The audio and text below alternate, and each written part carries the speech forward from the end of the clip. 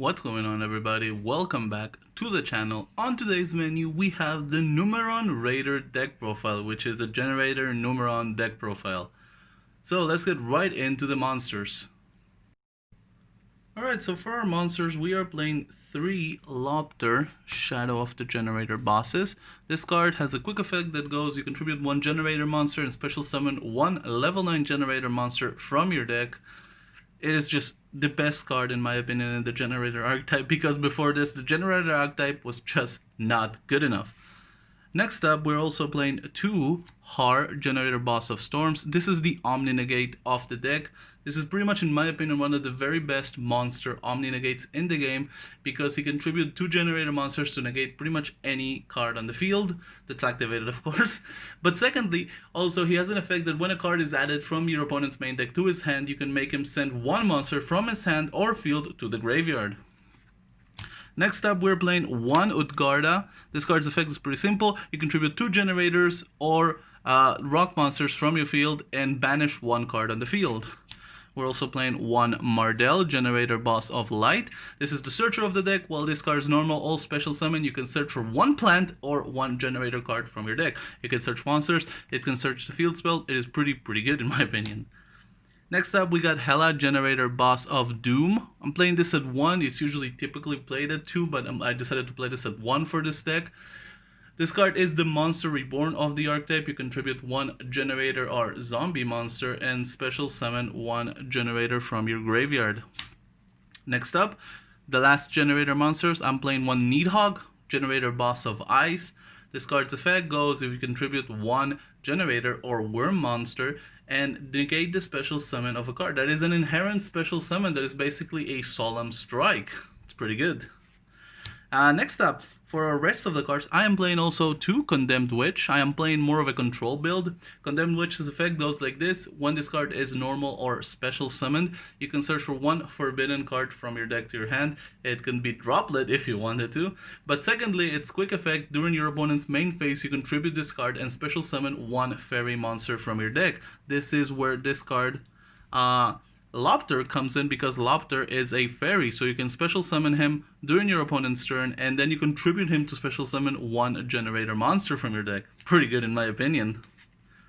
Next up, I'm also playing 2 Numeron Wall to get quick access into Numeron Network. And last but not least, I'm also playing 3 Ash Blossom and Joyous Spring. Next up, for our spells, I am playing 3 Generator Boss Stage.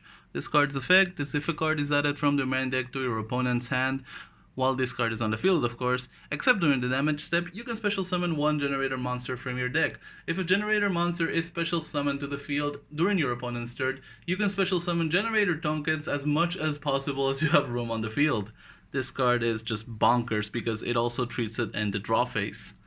Next up, I'm also playing 3 Numeron Network to get access into the Zexal play. To go along with the Numeron Networks, I'm also playing 2 Numeron Callings. Because I'm playing a level 9 deck, I'm also playing 3 World Legacy Monstrosity and 2 Kujikirikers. While it can be said that I could run, instead of the Kujikirikers, I could run the Pot of Extravagance, I'd rather not potentially banish most of my engine. And this card is just as good because it can also unbrick my hands, unbrick my field. In my opinion, this is just as good as Pot of Extravagance, and it is also a budget option. But you can choose to go other way. Now, to go along with my Condemned Witch, I'm also playing 2 Forbidden Chalices. I would play Droplets if I had them. Yeah, Droplet is quite of an expensive card, but I don't think it's actually needed. I think with Chalice you get more than enough, and considering it's searchable and you don't have to dump your hand, which you usually want to try and keep, it's pretty good in my opinion. For the one-offs, I'm playing 1 Generator Boss Quest, 1 Terraforming, 1 Set Rotation, and 1 Called by the Grave. Set Rotation and Terraforming is pretty explanatory. I have 6 field spells in my deck and I want to get access to them.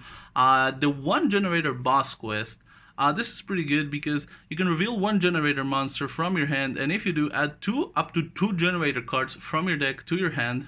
2 spell traps, sorry, my bad, other than Generator boss quests, which means this can get me access into boss stage, boss room, boss fight, any one of the spells that I actually need. For my trap lineup, I run a pretty small trap lineup. I run 2 boss fight and 1 boss room.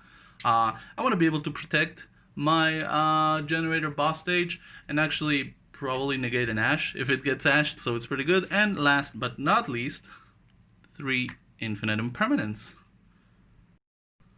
For my extra deck, this is a pretty large Xyz package. I'm running 2 number 1s, 2 number 2s, 2 number 3s, 2 number 4s, 1 Chaos number 1, and 1 Utopic Zexal. So I'm pretty much running a very big package, even though I'm not running Extravagance. I want to have access into different plays should I want to go for the OTK, and maybe after that, if I don't manage to, I can go into C1 or Utopic Zexal if I've gone into it. This gives me access into quite a few number of plays. Also, I am running more Xyzes. I'm running 1 True King of All Calamities and 1 Joromander Boss of Eternity. Now, the Generator Boss of Eternity has a very interesting effect that you can only control him 1 of his name as with every Generator card. But this card's original attack and defense become 1000 times its number of materials. Now it has a quick effect. You can detach 1 material from this card. Each player draws 1 card. Then each player that drew a card attaches 1 card from their hand or field to this card. You can only use this effect once per turn. This card is really good because it can actually trigger boss stage during your turn in case you didn't go into a Numeron play. But you can do a pretty nutty play that I will show in a convo video next after this. Last but not least, I'm also playing a couple of links. I'm playing 1 IP Masquerena, 1 Nightmare Unicorn, and 1 Mech Knight Crusadia Avramax. That's 15 cards for the extra deck. IP Masquerena is pretty good considering I've got pretty amount of tokens and access to a big amount of monsters. You could use the Numeron cards to go into IP Masquerena and then use the tokens to go into something else like a Unicorn to disrupt your opponent's turn. That's a pretty decent play if you don't have the Zexal or the C1. That's pretty much it for the deck profile. I want to thank you guys very much for watching. Hope you've enjoyed this video. If you liked it, please leave a like and subscribe to the channel. It is always greatly appreciated. And as always, it's been easy. See ya.